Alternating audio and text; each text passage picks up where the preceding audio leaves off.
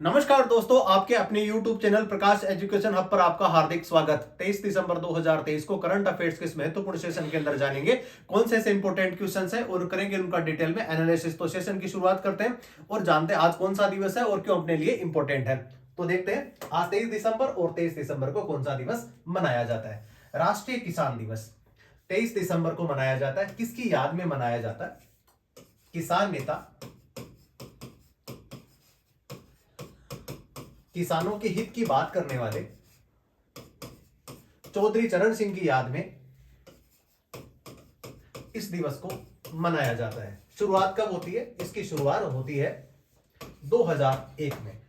2001 ही क्यों? तो 2001 से इसकी शुरुआत इसलिए होती है कि 1902 में इनका जन्म होता है और इनकी मृत्यु 1987 के अंदर हो जाती है। और 23 दिसंबर 2001 से इसकी शुरुआत होती है कि हर साल हम किसान दिवस के रूप में इसको मनाएंगे।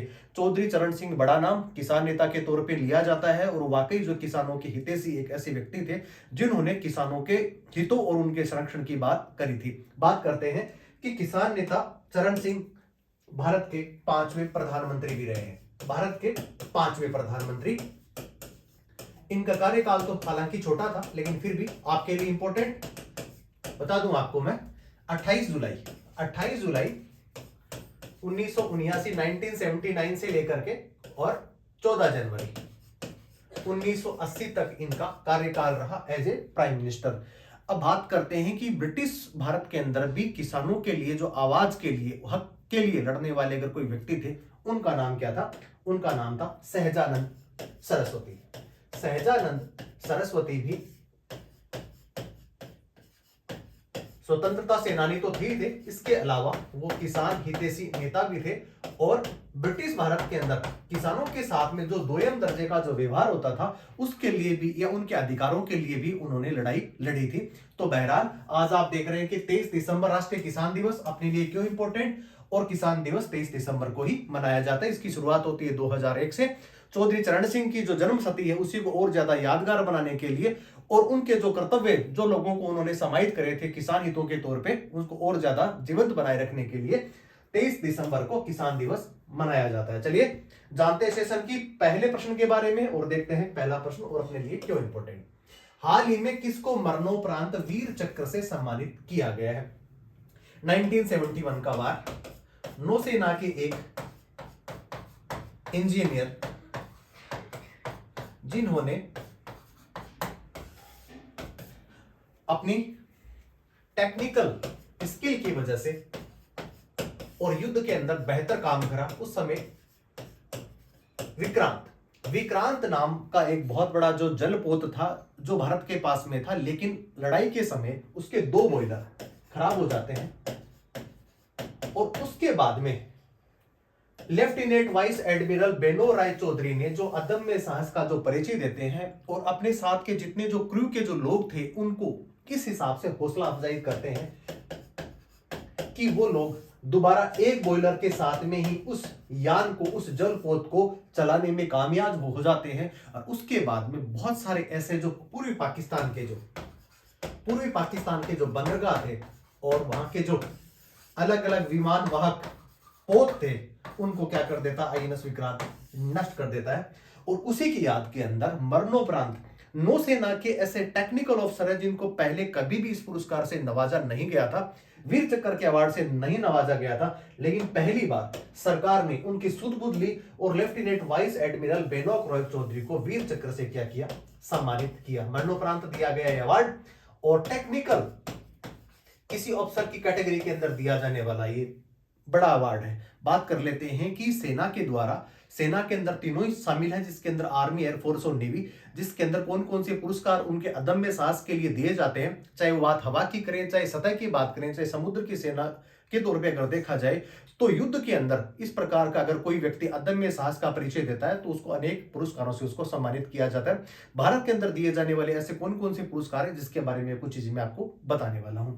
सबसे जो पुरस्कार जिसको बोला जाता है पीवीसी का मतलब परमवीर चक्र सेना का सबसे बड़ा सम्मान।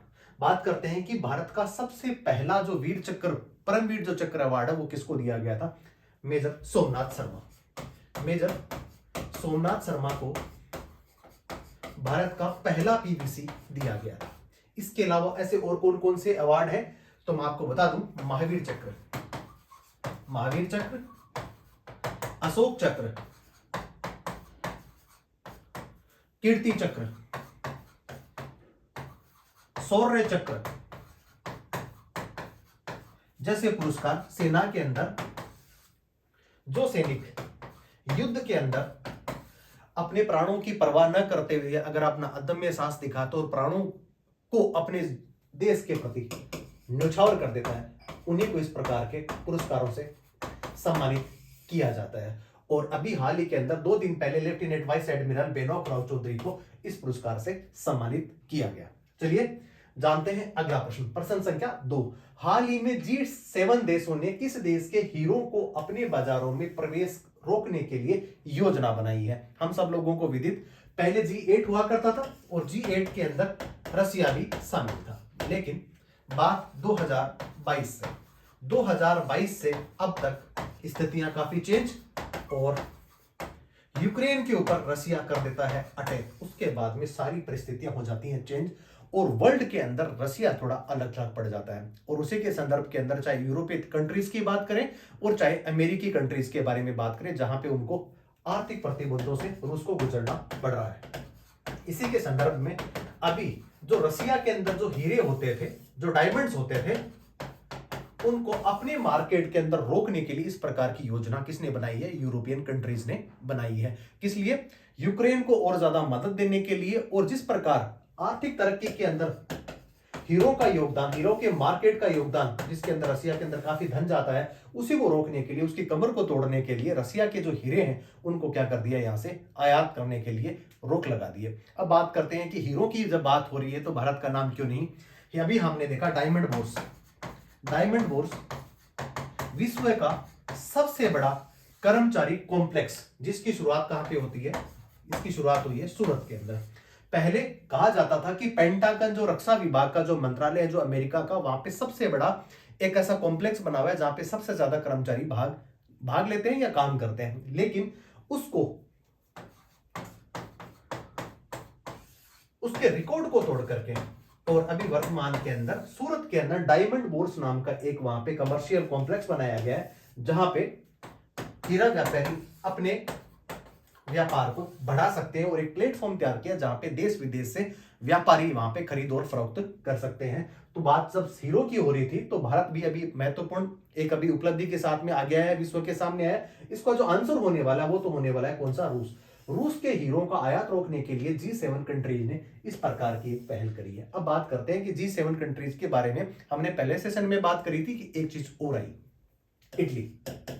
इटली ने हाल ही में चीन की महत्वाकांक्षी परियोजना BRI से बाहर निकलने की क्या कर दी है? घोषणा कर दी है। और ये भी हाल ही में के अंदर वहां की जो प्रधानमंत्री जी थी जॉर्जिया मेलोनी, उन्होंने इस बात का क्या किया, वहां पे वक्तव्य दिया था कि हमें जो चीन ने जो सब्ज बाग दिखाए थे वैसा कुछ भी नहीं निकला और हम BRI से निकलने की क्या करते हैं? घोषणा करते हैं। इससे पहले किसने करी थी? इससे पहले मैं आपको बताऊं, फिलीपींस ने भी BRI से बाहर निकलने की घोषणा करी थी। और वर्तमान में जो रूस है उसने एक कहते हैं रूस का बहुत बड़ा आयात हीरो के तौर पे यूरोपियन कंट्रीज के अंदर जाता था, तो वहां पे यूरोपीय कंट्रीज ने उनको इसके व्यापार करने पे क्या कर दिया? मनाही कर दी है। तो इसका जो आंसर हो जाएगा वो कौन सा हो जाएगा? रसिया हो जाएगा। चलिए जान लेते हैं अगला प्रश्न, प्रश्न संख्या 3। हाल ही में किस क्रिकेट खिलाड़ी को अर्जुन अवार्ड से सम्मानित किया गया है? अभी हाल ही के अंदर अर्जुन अवार्ड दिए गए जिसके अंदर 27 जो कैटेगरीज थी वहां के अंदर अर्जुन अवार्ड उनको दिए गए। बात कर लेते हैं कि भारत का सबसे बड़ा जो अवार्ड है वो कौन सा है? मेजर ध्यानचंद जो अवार्ड है वो भारत के 3 खिलाड़ियों को मिला, सात्विक साईराज एवं चिराग शेट्टी। इन दोनों को भारत का सबसे बड़ा अवार्ड खेल के स्तर पे दिया जाता है, जो पहले राजीव गांधी अवार्ड के नाम से जाना जाता था, लेकिन हॉकी के जादूगर ध्यानचंद के नाम पे इस अवार्ड का नाम अभी रख दिया गया, उसको चेंज कर दिया गया। वैसे देखा जाए तो खेल दिवस कब मनाया जाता है? केवल दिवस मनाया जाता है 29 अगस्त को। 29 अगस्त क्या है? मेजर ध्यानचंद का जो जन्म दिवस है उसी को यादगार बनाने के लिए खेल दिवस जो है उसकी शुरुआत होती है 29 अगस्त को।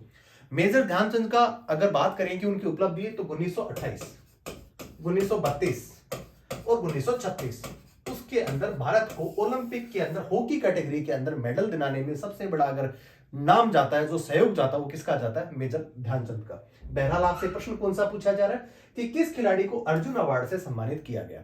अब बात करते हैं वर्ल्ड कप की। वर्ल्ड कप 2023 के अंदर सबसे ज्यादा अगर विकेट लेने वाले खिलाड़ी बने थे वो कौन थे? भारतीय मूल के क्रिकेटर, भारतीय खिलाड़ी जिनका नाम मोहम्मद शमी। तो मोहम्मद शमी को अर्जुन अवार्ड से सम्मानित किया जाएगा। वो पूमा के ब्रांड एम्बेसडर भी हैं और एक मैच के अंदर 5 विकेट लेने वाले, वैसे तो एक बार उन्होंने 7 विकेट भी लिए, तो 7 विकेट भी जो है किसी मैच के अंदर लेने वाले एकमात्र खिलाड़ी जो वर्ल्ड कप के अंदर उन्होंने यह कारनामा करा, तो वो खिलाड़ी कौन है? मोहम्मद शमी। और मोहम्मद शमी को हाल ही के अंदर जो है वो अर्जुन अवार्ड से उनको सम्मानित किया जाएगा, ऐसी घोषणा भी खेल मंत्रालय ने करी है। वर्तमान में जो खेल मंत्रालय के जो कह सकते हैं कि मिनिस्टर कौन है, तो उनका नाम है अनुराग ठाकुर। अनुराग ठाकुर उसके मिनिस्टर। बात कर लेते हैं थोड़ी बीसीसीआई के बारे में। तो बीसीसीआई के जो अभी है वो बीसीसीआई के जो चेयरमैन है उनका नाम है रोजर बिन्नी। सचिव की बात करें जैसा, उसके सचिव 2024 के अंदर आईपीएल अभी कैटेगरी के अंदर, जिसके अंदर मार्च से लेकर के और मई तक वहां पे खेले जाएंगे। और दुबई के अंदर अभी भारत का पहला ऐसा एक नीलामी का प्लेटफॉर्म हुआ जहां पे खिलाड़ियों को खरीदा गया। प्रश्न अगर क्रिकेट से संबंधित आ रहा है तो मैं आपको और बताता चलूं कि मिचेल स्टोक को 24.75 करोड़ के अंदर केकेआर कोलकाता नाइट राइडर्स ने खरीदा, जो अब तक के इतिहास के अंदर, आईपीएल के इतिहास के अंदर सबसे बड़ी बोली किसने लगाई? कोलकाता नाइट राइडर्स ने लगाई। इसके अलावा 20.5 करोड़ खिलाड़ी कौन थे? ऑस्ट्रेलिया के गेंदबाज और ऑस्ट्रेलिया के कैप्टन भी, जिन्होंने 2023 के अंदर भारत के मुंह से क्या ले ली थी? जीत को जो है कि छीन लिया था। नाम क्या है? PAT Cummins. पैट कमिंस को हैदराबाद सनराइजर ने पैट कमिंस को भी 20.5 करोड़ के अंदर खरीद लिया है। चलिए, तो ये सारी चीजें आपने इस प्रश्न के माध्यम से जानी। इसके अलावा आईसीसी तो अपना अलग टूर्नामेंट जो है वो वर्ल्ड कप कराती है। इसके अलावा आईपीएल जो है वो कौन कराता है? आईपीएल कराता है बीसीसीआई। और बीसीसीआई की भी योजना है कि हम क्या कराएंगे? T10 भी कराएंगे। T20 क्रिकेट का जो है वो 10 ओवरों का एक सीमित फॉर्मेट होता है, उसको करवाने की भी एक योजना उनकी चलाई जा रही है, जो 2024 के अंत तक भारत के अंदर करवाए जा सकते हैं। बहरहाल आपसे जो प्रश्न पूछा गया था कि अर्जुन अवार्ड अगर क्रिकेट की कैटेगरी के अंदर किस गेंदबाज को दिया गया है, उन गेंदबाज का नाम क्या है? उन गेंदबाज का नाम है मोहम्मद शमी। चलिए जानते हैं अगला प्रश्न संख्या 4। हाल ही में किस राज्य के पुलिस द्वारा अपना व्हाट्सएप चैनल बनाया गया है? आंसर इसका हो जाएगा उत्तर प्रदेश। ऐसा क्यों? अपराधों पर नियंत्रण लगाने के, लगाम लगाने के लिए और महिलाओं की सुरक्षा को और ज्यादा बेहतर बनाने के लिए पहले तो उन्होंने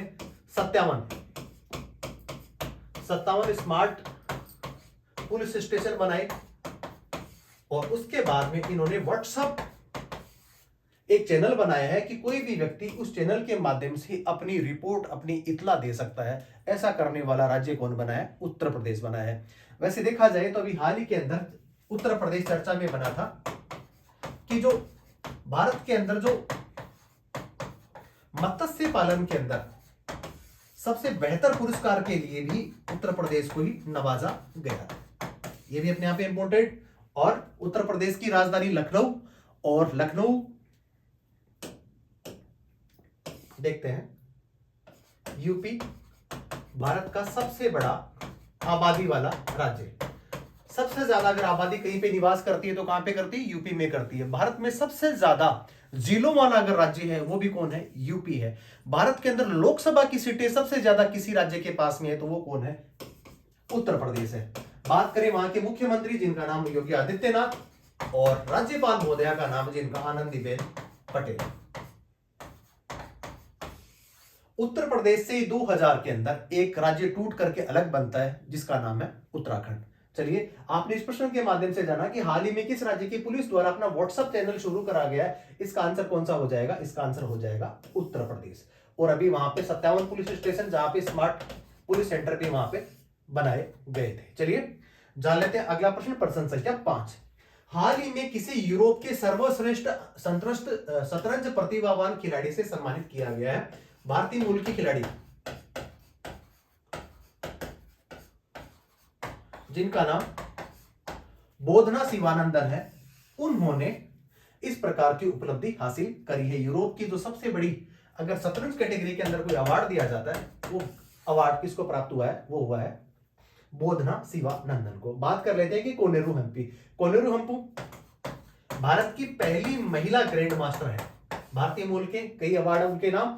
इसके अलावा वैशाली रमेश बाबू, ये प्राग्नंदा की छोटी बहन, इनको भी हाल ही के अंदर ग्रैंड मास्टर की उपलब्धि से भी ये भी क्या हुई है? नवाजी गई हैं। और भारत के अंदर अगर बात करें कि सबसे पहला राजीव गांधी खेल पुरस्कार अगर किसी क्षेत्र में दिया गया तो कहां पे दिया गया था? वो दिया गया था शतरंज के अंदर। खिलाड़ी का नाम विश्वनाथन आनंद।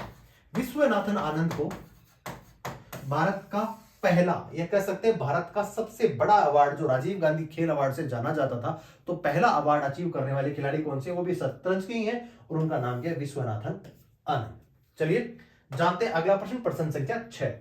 ग्रामीण विकास मंत्रालय ने स्वयं सहायता समूह के उत्पादों की पहुंच बढ़ाने के लिए किसके साथ समझौते पर हस्ताक्षर करे हैं? आंसर इसका हो जाएगा जियो मार्ट। हम सब लोगों को विदित कि जियो मार्ट एक ऐसा प्लेटफॉर्म जहां पे किसान अपने उत्पादों को एक सुलभ प्लेस पे और अच्छी कीमत पे बेच सकते हैं, क्योंकि जियो मार्ट इस प्रकार का प्लेटफॉर्म एक आपको देता है, अपॉर्चुनिटी देता है, जहां पे किसान अपने उत्पादों को यहां पे आराम से और अच्छी कीमत पे बेच सकते हैं। और जियो मार्ट उसके बाद में उपभोक्ताओं को एक ही छत के नीचे, चाहे ग्रोसरी की बात करें, चाहे खाद्य उत्पाद और कृषि और प्रसंस्करण संबंधी जितने भी उत्पाद है, उसको एक छत के नीचे मुहैया कराने का काम कौन करता है? जियो मार्ट करता है। जियो मार्ट की जो नेटिव जो कंपनी है, जिसका नाम क्या है? उसका नाम है रिलायंस।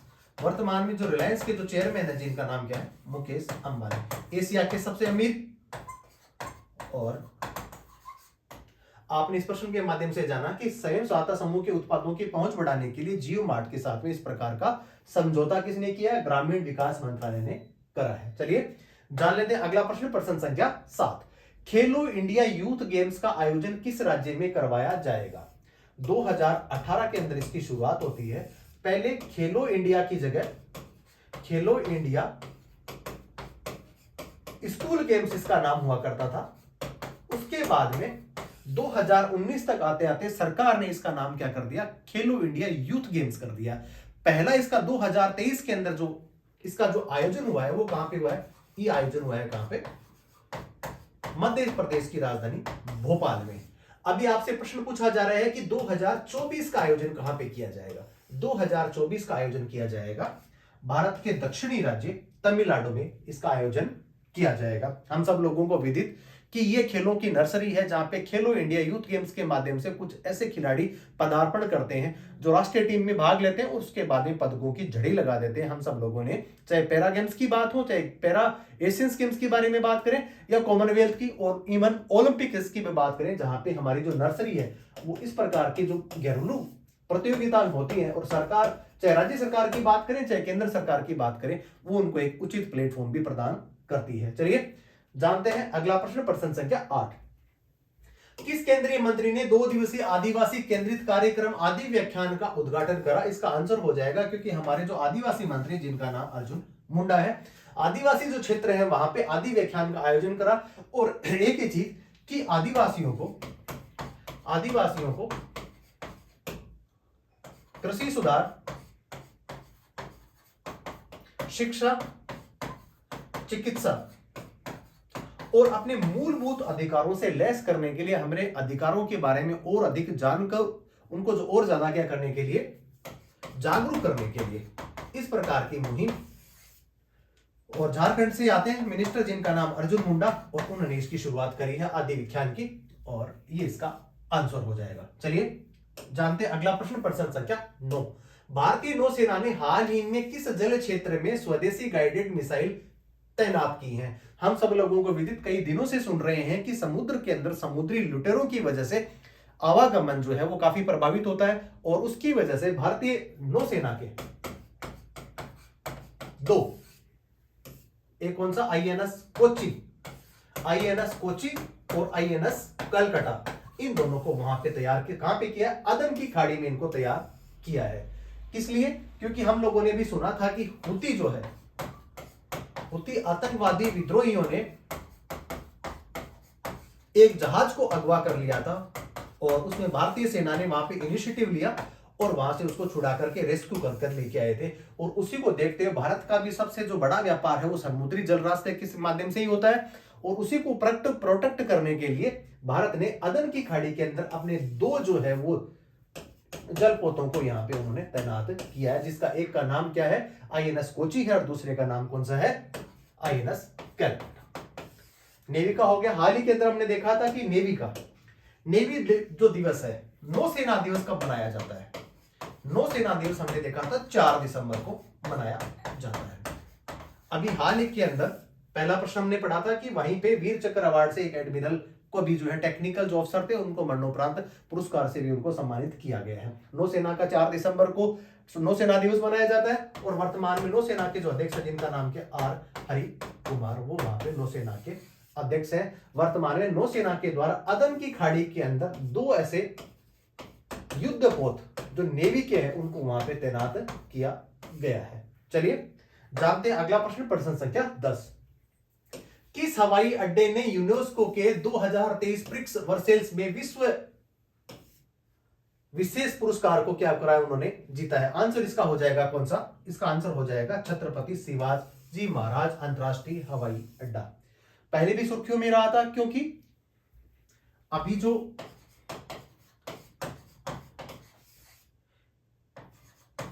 साल भर के अंदर सबसे ज्यादा अगर कोई व्यस्त हवाई अड्डा विश्व के अंदर रहा था वो कौन रहा था? छत्रपति शिवाजी महाराज अंतरराष्ट्रीय हवाई अड्डा रहा था और उसी कोई प्रिक्स वर्सेल्स विश्व विशेष के अंदर उसको पुरस्कार को उसने जीता है। कहां पर स्थित है? यह है मुंबई में। अब बात कर लेते हैं इंदिरा गांधी अंतरराष्ट्रीय हवाई अड्डे की विश्व के अंदर रैंकिंग की अगर बात करें तो 7वां स्थान इसने प्राप्त करा है। जबकि केम्पागोड़ा अगर टाइम मैनेजमेंट के तौर पे देखा जाए कि समय पे फ्लाइटों का संचालन होता है तो वो कहां पे होता है? केम्पागोड़ा अंतरराष्ट्रीय हवाई अड्डा ये कहां पर स्थित है? ये बेंगलुरु के अंदर स्थित है। तो ये भी हाल के अंदर चर्चाओं में बना हुआ था। बहरहाल आपसे जो प्रश्न पूछा जा रहा है कि किस भारतीय हवाई अड्डे ने यूनेस्को के 2023 के प्रिक्स वर्सेल्स में विश्व विशेष का पुरस्कार जीता है? ये कौन सा है? छत्रपति शिवाजी महाराज अंतरराष्ट्रीय हवाई अड्डा जो मुंबई में स्थित है। कल के सेशन में हमने बात करी थी कि इंडिगो एयरलाइंस भारत की सबसे सस्ती एयरलाइंस के तौर पे विख्यात और उन्होंने 500 एयरक्राफ्ट का ऑर्डर भी अभी दिया जो विश्व के अंदर सबसे बड़े ऑर्डरों में से एक है। विश्व की अगर एयरलाइंस की बात करें तो उस एयरलाइंस किसकी बात कर रहे हैं? हम बात कर रहे हैं इंडिगो की, जिसका विश्व के अंदर कौन सा स्थान है? 6वां स्थान है। स्थापना कब होती है? 2006 में इसकी स्थापना होती है। चलिए जानते हैं अगला प्रश्न और आज के सेशन का अंतिम प्रश्न। आज का सेशन का अंतिम प्रश्न क्या है? भारत के किस मिशन को लीफ एरिक्सन लूनर प्राइज से सम्मानित किया गया? आंसर इसका हो जाएगा कौन सा? चंद्रयान 3 मिशन। ये भारत ही नहीं अपितु पूरे विश्व के लिए भी गौरव का क्षण कि भारत ने पहली बार चंद्रमा के दक्षिणी ध्रुव के ऊपर अपना यान लैंड कराने का अगर किसी ने कारनामा करा, वो किसने करा? वो करा हमारे इसरो ने। इंडियन स्पेस रिसर्च ऑर्गेनाइजेशन और तत्कालिक वहां के जो अध्यक्ष है जिनका नाम कौन सा है? एम सोमनाथ। इनकी अगुवाई के अंदर अभी चंद्रयान 3 को मिशन को लॉन्च किया गया था। और मैं आपको बताता चलूं कि वर्तमान में आदित्य L1 है वो भी सूर्य की किरणों और सूर्य के अध्ययन के लिए भेजा गया एक विशेष अभी वहां पे स्पेस सैटेलाइट, तो ये भी सूर्य से ही संबंधित है। ये सारा कारनामा किसने करा? ये करा है इसरो ने। और चंद्रयान 3 है उसको वर्तमान में लीफ एरिक्सन लूनर प्राइज से उसको सम्मानित किया गया है। चलिए आज के प्रश्नों के अंदर इतना ही। बने रहिए प्रकाश एजुकेशन हब के साथ में। जय हिंद, जय भारत।